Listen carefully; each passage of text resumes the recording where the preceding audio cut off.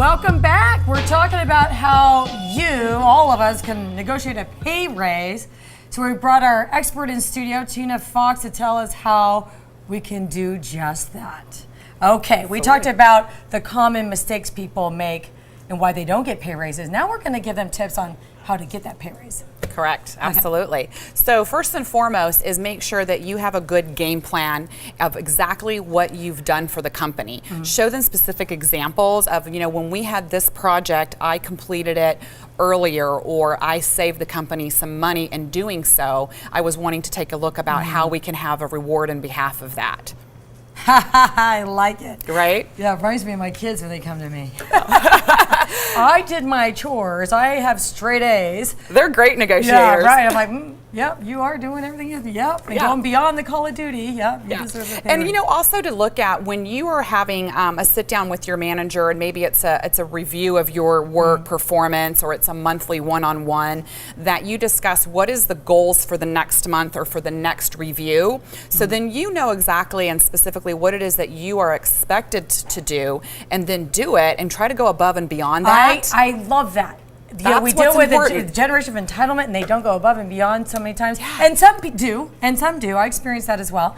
But I teach my children, I go above and beyond what's expected, and kind of keep track of your progress. Like, you started here, you're growing, you're evolving, you're doing this, you're teaching yourself how to do more, skills, and don't just check the box. Be a better team player for the company, right? Exactly. And then fine tune your skills, hone in on those skills. Yep, and be a professional.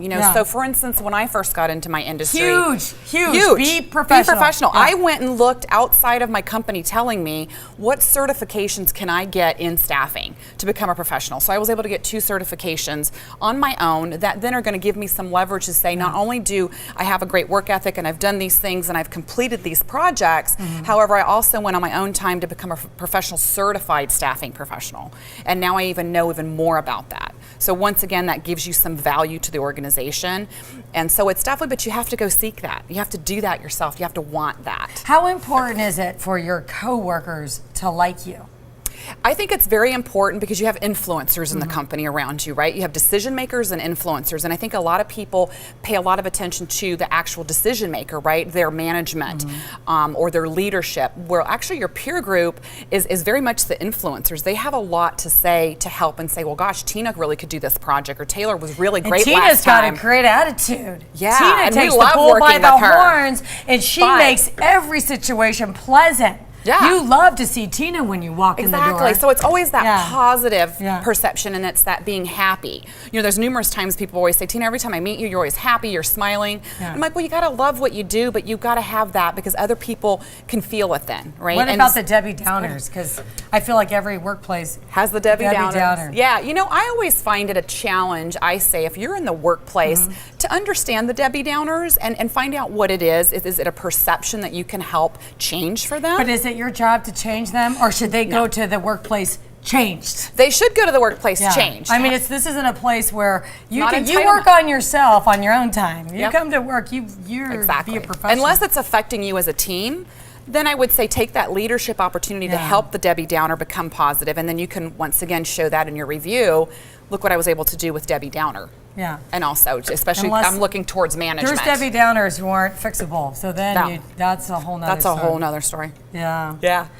So, but I love that. Just being, and what I'm hearing you say is just being a team player and be supportive. Yeah. And not letting anybody else's energy bring you down, which is hard to do. Yeah, it is. It's hard to do sometimes, but you have to really check in at the door. You're here to work, and what can I do today to really improve everything I'm going to do for this organization and for myself? Ultimately, my entire career has been built around that philosophy, and it's always come back to me in a monetary value, or even just feeling good about my job and a promotion. And it's very important how you conduct yourself in the workplace, because whether you think people are watching or not, they're watching, and it's going to go back to the person who makes the decision to give you a raise. Correct. Are you on the phone all the time? Are you talking about your personal life all the time? Are you actually in there? Yeah. Are you on time? Are you putting in a little bit extra time for when it takes to do? Do you take your work home? I mean, a lot of people leave, they just leave, and that's the luxury of being an employee, I guess. Right. Yeah. But I see the people who really climb the ladder, they take their work home. Yeah, it's attitude and aptitude Yeah. together. It's a combination. I'm not saying do that. I'm just saying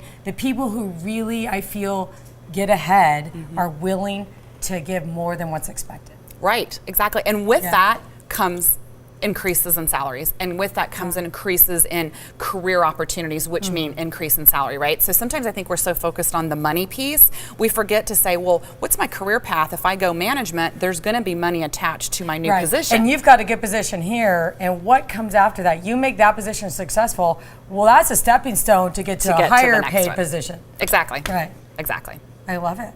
So what happens, okay, you've never negotiated your salary before. Okay. What's the first step? What do you do? The first step is ensuring You once got to again, get you've got the a plan. chutzpah to do it, right? You've got to have the chutzpah. You have to ask. Yeah, but you also have all your ducks in a row You have before to you go have in there. everything ready. Yeah. You've got to prepare, just as if you're going to prepare a recipe to bake a cake. You've got to have all your ingredients. You've got to know exactly how much goes into what.